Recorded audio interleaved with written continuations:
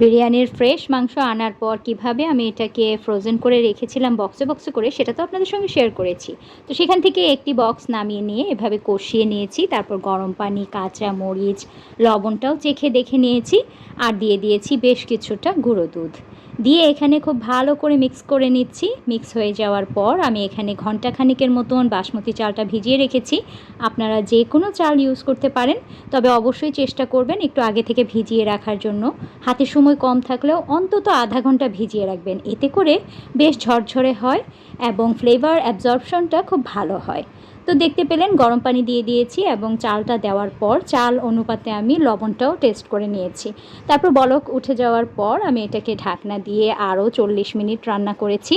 তারপর যেটা করলাম, এখন জাস্ট ফ্লেভারের জন্য আমি কাঁচামরিচগুলো দিয়ে দিচ্ছি লাস্টলি একদম। লবণটা তো অবশ্যই যখন আমি বসিয়েছি সেই সময় আমি এটা চেক করে নিয়েছি। পানির মধ্যে লবণটা যখন একটু হালকা বেশি বেশি থাকে তখন বুঝতে পারবেন একদম পারফেক্ট হবে।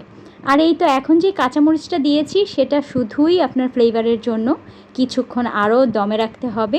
সবসময় চেষ্টা করবেন পোলাও হোক কিংবা বিরিয়ানি যেটাই রান্না করেন একটু দমে রাখার জন্য।